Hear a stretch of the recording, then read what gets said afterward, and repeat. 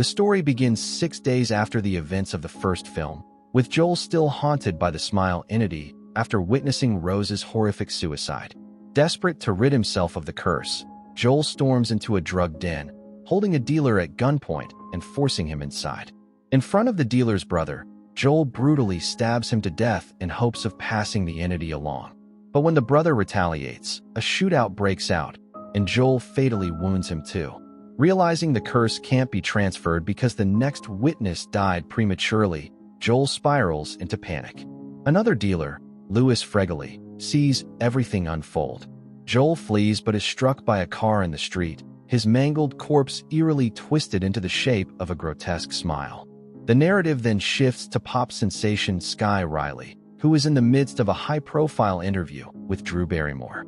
Despite her skyrocketing career, Skye battles inner demons, substance abuse, alcoholism, and lingering trauma from a devastating car crash that killed her boyfriend, actor Paul Hudson.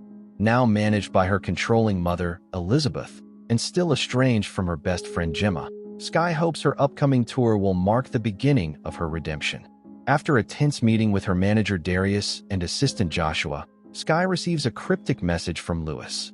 Hoping to quietly score Vicodin for lingering back pain, she visits his apartment. But instead of a simple exchange, Louis snaps, holding a sword to her throat, claiming something has been stalking him. Moments later, a horrifying scene unfolds. Louis suddenly reappears from another room, screaming as an unseen force forces itself into his body. A chilling smile spreads across his face before he takes a massive weight plate and smashes his own skull repeatedly, his jaw dangling grotesquely from his face. Shocked and trembling, Skye nearly calls 911 before realizing the scandal she'd face if caught at a drug dealer's home. Skye presses forward with preparations for her highly anticipated tour, though the horrific image of Louis's death continues to gnaw at her. During a fan meet and greet, things take a disturbing turn when an overzealous admirer named Alfredo grips her tightly during a photo. He whispers that she's beautiful and chillingly adds that he wants to take her skin, before security drags him away. Trying to compose herself, Skye continues meeting fans, only to be unsettled again when a young girl flashes the same eerie, unnatural smile she's come to dread. Moments later, she receives an anonymous message asking if she was at Louis's apartment the night he died. Back at her apartment, Skye hears strange noises. She discovers a t-shirt she had signed for Alfredo, along with a pile of men's clothes scattered across her floor, including soiled underwear. At the end of the dark hallway, she glimpses what looks like Alfredo standing naked, watching her, before charging toward her. Terrified, she bolts to the front door, where she's greeted by Gemma, the estranged best friend she had called earlier, hoping to mend their fractured bond. Shaken, Skye confides in Gemma about the horror at Louis's apartment. Gemma agrees to stay the night. Later, as they lie in bed, Skye admits that she has always felt an inner darkness, long before the car crash. Gemma coldly responds that it's because Skye is a terrible person. To Skye's horror, Gemma suddenly transforms into the grinning entity, mimicking the honk of a car horn, the same sound from the fatal crash. Skye jolts awake, realizing it was only a nightmare, and finds Gemma calmly making breakfast. Rehearsals for the tour spiral into more chaos when Skye suddenly sees a vision of Paul, her deceased boyfriend, causing her to lose balance and fall. Furious and paranoid, she lashes out at one of her dancers, accusing them of sabotaging her. Later, she storms into her trashed room, immediately blaming her assistant Jonathan for the mess. But Elizabeth reminds her that Jonathan was with her all day. The realization dawns on Skye. She's unraveling, and to everyone else, she's beginning to look truly unhinged. At Darius's insistence, Skye reluctantly attends a high-profile charity event he is hosting. Taking the stage, she begins reading from the teleprompter, but when it glitches, she improvises, her polished speech quickly unraveling into a raw, unfiltered rant about her personal demons. Suddenly, the screen resumes, forcing her to read aloud the name she least expects, Paul. The audience watches in stunned silence as Skye freezes, only to see Paul smiling, walking toward her. Overcome, she shouts at the vision to stop smiling. Snapping back to reality, she realizes the crowd is horrified, An elderly woman approaches to help, but in that moment, Paul reappears, bloodied and grinning, causing Skye to recoil and accidentally shove the woman off the stage and onto a table. Gasps erupt across the room as Skye flees in disgrace. Back home, the harassment escalates.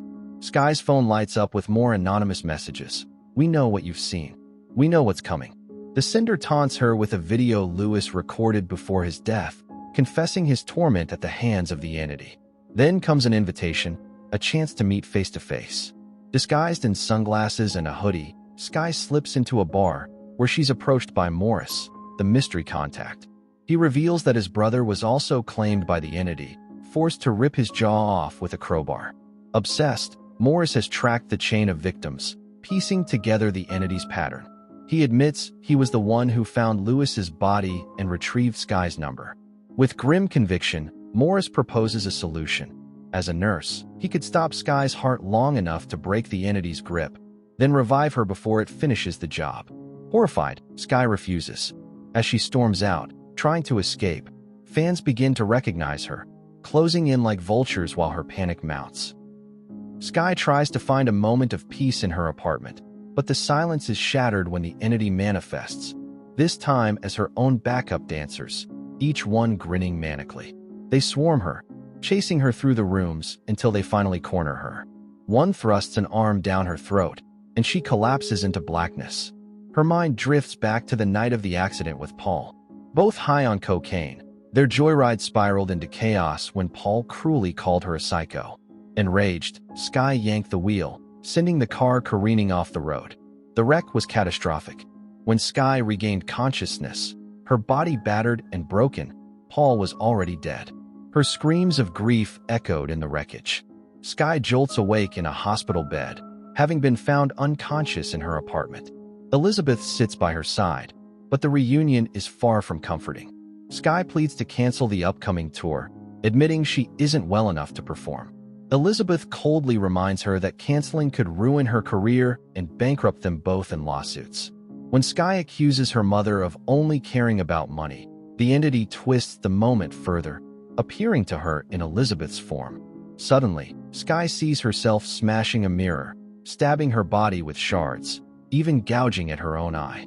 She bolts for the door in horror, only to realize the bloody shard is in her hand for real, her hospital gown soaked in red. A horrific sight greets her, her mother's lifeless body sprawled before her. Joshua arrives just in time to see the blood, confusion, and fear washing over his face. Skye tries to run, but the staff closes in.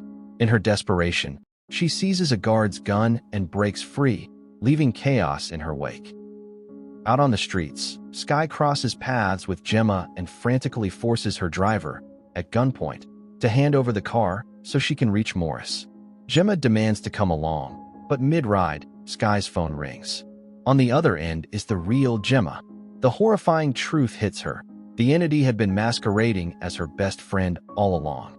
Skye seizes the wheel and narrowly escapes the deception. She finally meets Morris at an abandoned Pizza Hut, where he preps the freezer as part of his plan, slowing her body functions enough to save her from the curse without permanent damage. But as the process begins, Morris steps out, and the entity takes form once again, this time as Skye herself on the night of the accident. It lunges at her, and in a desperate act of defiance, she bites off its thumbs and clutches the knockout syringe. Yet the entity is relentless, overpowering her and locking her inside the freezing chamber. Suddenly, Skye finds herself transported into a nightmare performance. She's on stage at the opening night of her tour, with Elizabeth, Joshua, Darius, and a packed arena of adoring fans watching. From within a grotesque husk of her own body, the entity emerges, its monstrous face and towering form revealed. It crawls into her mouth, consuming her completely. Skye collapses before the stunned crowd, only to rise again, wearing the curse's signature grin. With chilling determination, she smashes her microphone against her head, over and over, until it drives through her eye. The audience screams in terror, powerless as their idol self-destructs under the entity's control.